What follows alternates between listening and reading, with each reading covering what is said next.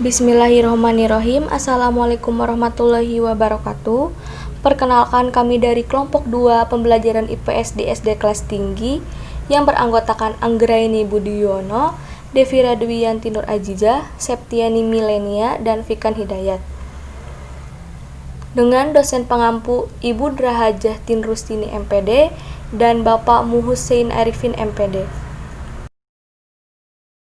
Pada kesempatan kali ini, kelompok 2 akan memaparkan materi mengenai materi IPS SD kelas tinggi 4, 5, dan 6 semester 1 dan 2 berdasarkan kurikulum 2013. Yang dimana pada pemaparan materi pertama akan dipaparkan oleh Saudara Fikan Hidayat, pada pemaparan materi kedua akan dipaparkan oleh Septiani Milenia, pada pemaparan ketiga akan disampaikan oleh Devira Dwiyanti, dan pada pemaparan keempat atau terakhir akan disampaikan oleh Anggraini Budiono. Analisis kurikulum 2013 pada IPS di SD kelas tinggi. Materi pembelajaran di SD pada kurikulum 2013. Materi dan proses pembelajaran dilakukan secara tematik terbatu, dan materi yang diajarkan tidak boleh terlepas dari konsep materi dari masing-masing muatan. Materi tersebut sudah ada dalam buku siswa dan proses pembelajaran terdapat pada buku guru.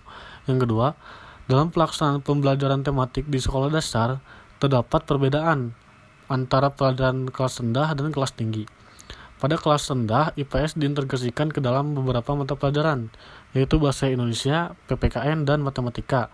Sedangkan untuk kelas tinggi, yaitu kelas 4 sampai kelas 6, muatan IPS berdiri sendiri, tetapi proses pembelajarannya dilakukan secara tematik dengan mata pelajaran PPKN, Bahasa Indonesia, SBDB, dan PJOK.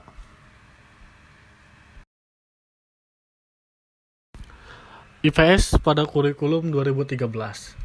Yang pertama, pada sekolah dasar, materi IPS terdiri dari kemampuan memahami isu, fakta, konsep, dan generalisasi. Muatan IPS juga diajarkan dimulai dari pengenalan lingkungan dan masyarakat terdekat, dari mulai kabupaten hingga internasional. Dalam lingkungan internasional, pada materi IPS hanya dibatasi pada pengenalan lingkungan di ASEAN saja. Melalui pembelajaran IPS di sekolah, peserta didik diharapkan mampu untuk mengenal data, fakta, konsep yang ada di kehidupan masyarakat dan lingkungannya, yang kemudian mereka generalisasikan sebagai refleksi terhadap pembelajaran bermakna yang telah dilakukan. Peserta didik juga memiliki kemampuan yang bersikap pengetahuan dan terampil dalam menghadapi fenomena-fenomena yang terjadi di lingkungannya. Kemampuan peserta didik dalam memecahkan masalah yang ditemui di lingkungannya akan menjadi modal dalam berbaur di lingkungan masyarakat yang majemuk, baik secara lokal maupun global. Selanjutnya yaitu mengenai fakta, konsep, generalisasi disiplin ilmu-ilmu sosial pada materi IPS di SD. Yang pertama yaitu ada fakta.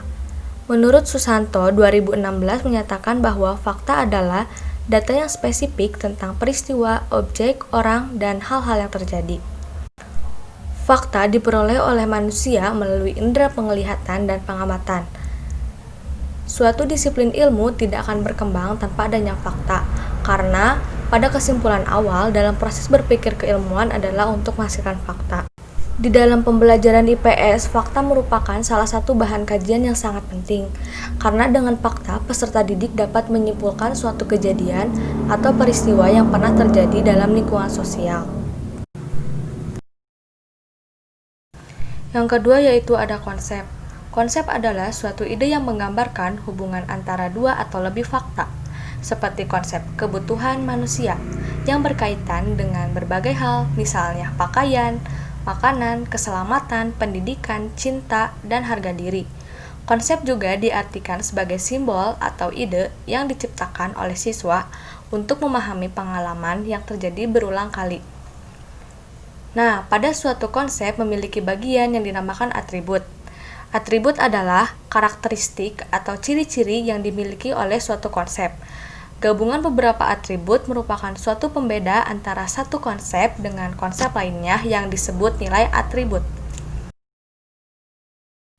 Nah, ini merupakan salah satu contoh atribut yang mana pada konsep laki-laki dan perempuan memiliki atribut yaitu bentuk fisik, suara, dan lain sebagainya. Nah, dalam atribut terdapat nilai atribut. Pada nilai atribut, bentuk fisik yaitu rambut, kumis, pendek, tinggi, gendut, kurus, dan lain sebagainya. Sedangkan nilai atribut dari suara yaitu lembut, cerewet, dan lain sebagainya. Yang ketiga yaitu ada generalisasi. Generalisasi dalam IPS merupakan hubungan antara dua atau lebih konsep. Misalnya, hubungan antara konsep uang, kebutuhan, dan keinginan. Ketiga konsep tersebut dihubungkan untuk menggeneralisasikan bahwa kita menggunakan uang untuk memenuhi kebutuhan dan keinginan. Nah, pada generalisasi tersebut menunjukkan hubungan adanya sebab akibat atau ide abstrak. Keterkaitan dan kedudukan generalisasi dalam IPS sudah diawali sejak pengumpulan fakta atau data, membentuk suatu konsep, akhirnya membuat suatu generalisasi. Dengan begitu, antara fakta, konsep, dan generalisasi merupakan rangkaian keseluruhan atau sistem yang satu sama lainnya tidak dapat dipisahkan dalam membentuk suatu teori ilmu pengetahuan. Nah, selanjutnya di sini yaitu ada contoh fakta, konsep, dan generalisasi dalam disiplin ilmu-ilmu sosial, seperti disiplin ilmu bidang geografi, disiplin ilmu bidang sejarah, disiplin ilmu bidang ekonomi, disiplin ilmu bidang politik, dan contoh disiplin ilmu bidang sosiologi.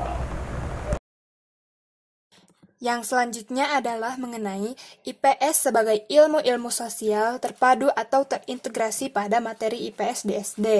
Seperti yang kita ketahui, bahwa IPS itu merupakan integrasi dari penyederhanaan ilmu-ilmu sosial.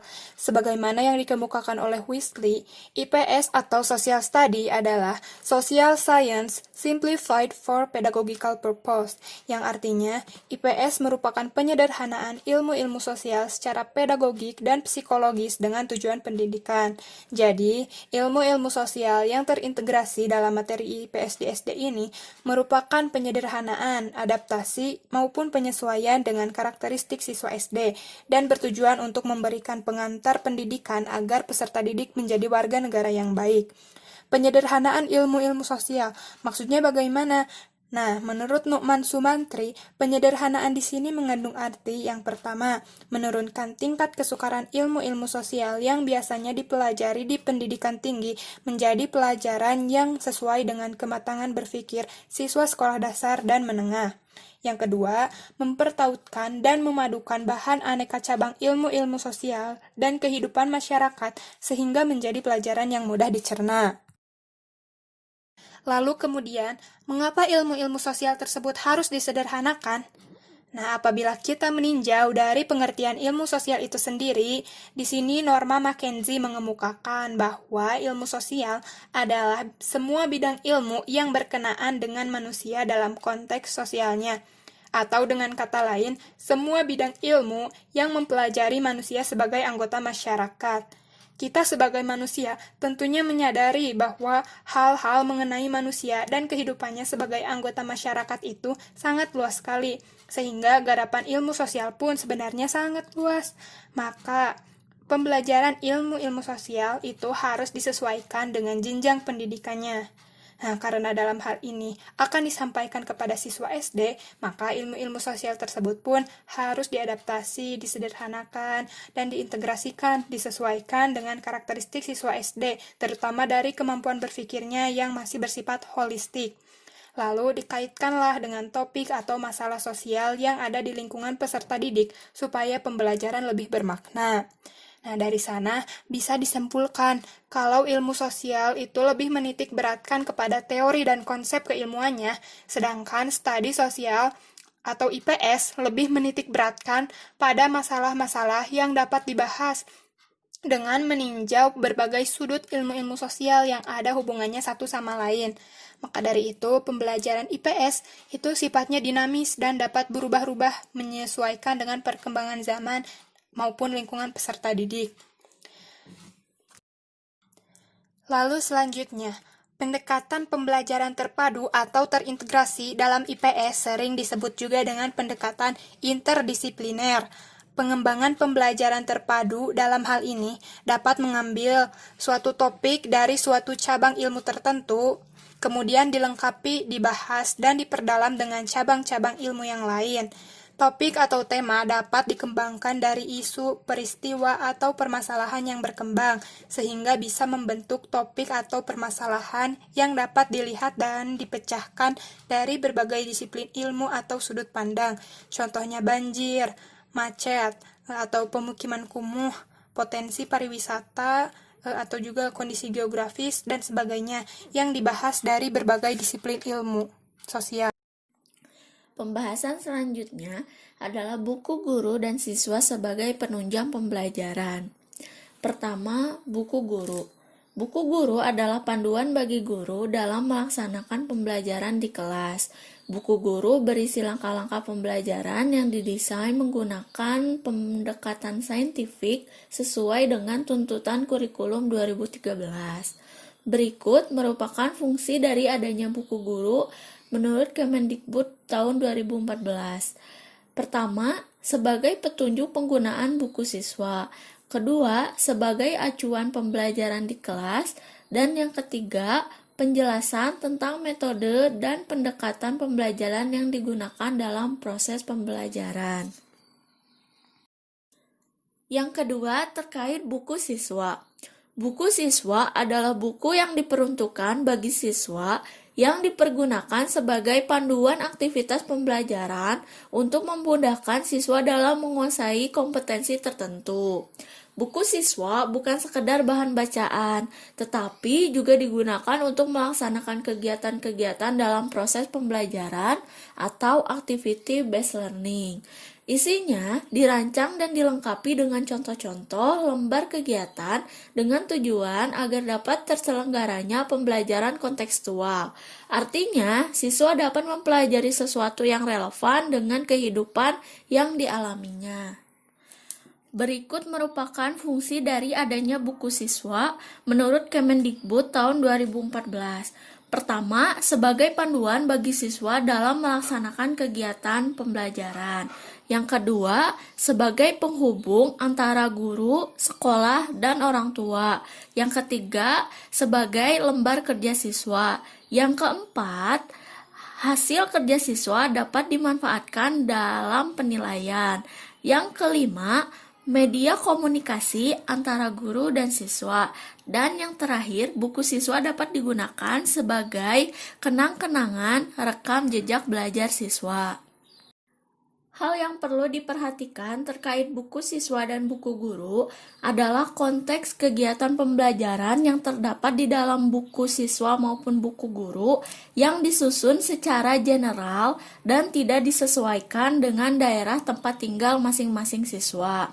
Hal tersebut menunjukkan bahwa tidak menutup kemungkinan terdapat kegiatan pembelajaran atau cara penyampaian materi yang tidak sesuai dengan lingkungan tempat tinggal masing-masing siswa. Hal tersebutlah yang menjadi alasan mengapa seorang guru tetap diwajibkan untuk berkreativitas dan berinovasi terkait kegiatan pembelajaran dan jangan terlalu terpaku pada buku siswa dan buku guru. Salah satu contohnya yaitu terdapat pada buku kelas 4 tema 9 Kayanya Negeriku halaman 127. Di sini kita membahas terkait materi IPS yaitu pemanfaatan sumber daya alam. Dan dengan submateri tindakan atau perilaku manusia yang dapat merusak ekosistem alam. Dalam kegiatan Ayo Mengamati terdapat 2 gambar yang harus diamati oleh siswa. Yang pertama itu gambar seseorang yang sedang melakukan perburuan liar, dan gambar yang kedua yaitu seseorang yang melakukan tindakan penebangan hutan secara liar. Kedua gambar tersebut mungkin akan sangat relevan jika kita sajikan kepada anak yang tinggal di kawasan perhutanan maupun pegunungan. Nah, namun bagaimana jika kita mengajar di daerah pesisir pantai. Apakah kedua gambar tersebut masih relevan jika kita sajikan kepada mereka? Menurut saya mungkin masih relevan. Namun alangkah lebih baiknya sebagai seorang guru kita dapat memodifikasi kegiatan Ayo Mengamati ini dengan gambar-gambar yang memang berkaitan dengan lingkungan sekitar siswa. Misalnya kita ubah gambarnya menjadi tindakan seseorang yang menangkap ikan dengan menggunakan bahan peledak atau menggunakan alat-alat yang dapat merusak terumbu karang. Dengan demikian, siswa tetap dapat melakukan pembelajaran kontekstual yang berkesesuaian dengan tempat tinggal siswa itu sendiri. Terima kasih. Sekian materi yang kelompok 2 dapat sampaikan. Mohon maaf bila ada kekurangan. Terima kasih atas perhatiannya. Wabillahi taufiq walhidayah. Wassalamualaikum warahmatullahi wabarakatuh.